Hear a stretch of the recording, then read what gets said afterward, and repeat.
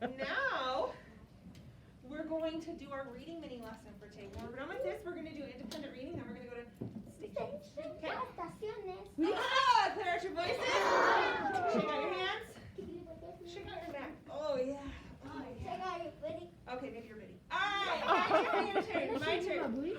I can recognize that normal objects can be magical in a fantasy story. So, it's going to be so fun. I think I've decided that fantasy stories are my favorite. Who else likes fantasy? Yeah, I like fantasy because I like realistic fiction. I know, you are a realistic fiction stan, but I think that I'm really starting to love fantasy stories because I love that these books can take me to a world that doesn't exist. Well, Miss Lloyd is a real girl. Let's talk a little bit, where's my thing? It's over there. Let's talk a little bit about how we are going to talk about this. So, here's our language target for the day. My turn, your turn. I can use describe language to talk about magical objects in a fantasy story. Yes, what we're going to do is we're going to describe or talk about with facts and details something that can be seen and touched. Everyone say objects. An object is anything. This is an object. This is an object. Anything that you can see or touch is an object. So, in fantasy stories, we're going to look at how normal things can be magical. Let's take a look at a book that we read when we were home on our computers. Streganon. You remember this book? Let's read a few pages. And as I read, what I'm going to do is I'm going to think about an object in the story. I'm going to identify the magical object. I'm going to ask, what makes this object magical? And think, could this be a fantasy story? And while I do that, I'm going to use the sentence frame. The is a magical object. I know it is magical because, so, here I go. Streganona. Okay, I'm just going to show you the pictures so you can remember the story a little bit. Remember the story, remember the story. Remember the story. So I hear someone already making a prediction about what the magical object might be. She's saying, bubble, bubble, pasta pot, boil me some pasta, nice and hot. I'm hungry and it's time to sup. Boil enough pasta to fill me up. And the pasta pot bubbled and boiled and was suddenly filled with steaming hot pasta. Then Streganona sang, I'll try to sing this. Enough, pasta pot. I have my pasta, nice and hot. So simmer down my pot of clay until I'm hungry another day. How wonderful, said Big Anthony. That's a magic pot for me. So now I'm thinking, what is the magical object?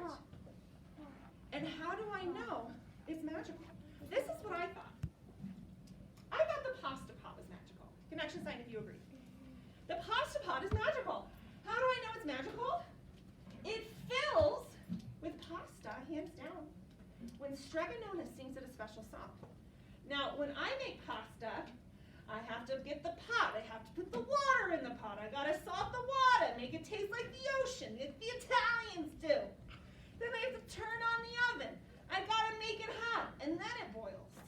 But Streganona, she's got a magic pasta pot, and it only fills up when she sings to it. Now, if I were to go home and sing to my pasta pot, right.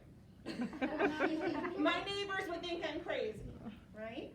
So that's what makes us part of reading a fantasy book. Let's look at another book. The Magic Hat. I'm going to read a few pages just to remind you of this book. While I'm reading, I think someone's already making a prediction.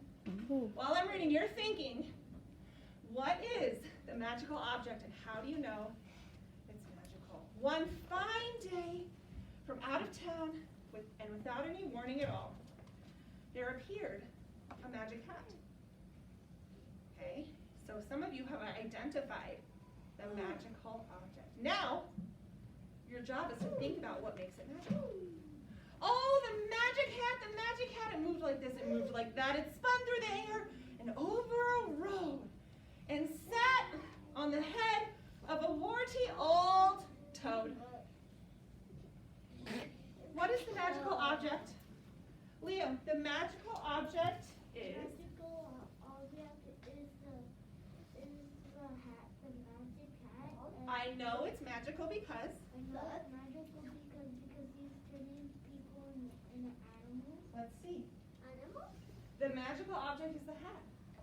It spins through the air and lands on different people and different animal heads. Connection sign, if that's what you thought as well. Yeah, so second graders, when we are reading a fantasy book, there might be, now not every book has a magical object. The book that we read this morning, that's good, that's bad. Some people thought that the monkey might be magical. Monkey. What do you guys think now? Do you think he's magical? Show me on your thumbs, yes or no? So we're kind of like this. I'm gonna say this. He's not really magical. He's not doing anything magical in this book. But there is a magical object in this book. It's kind of magical. What's magical? The balloon. How do you know it's magical? Brianna A, it's magical because? It's magical because there's like lights around it. I don't know if that's what makes it magical, but what does the balloon do that not normal balloons do? It's probably the kid that's magical. Brianna A? What did the balloon do?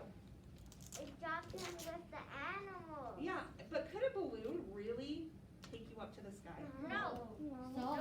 No, it can't really take you to the sky. So that's how we know that this fantasy book has a magical object in it, because a magical object like a balloon cannot really take you on to the jungle. I think the kid Second is graders. magical. Grab out your backpacks. And we all need to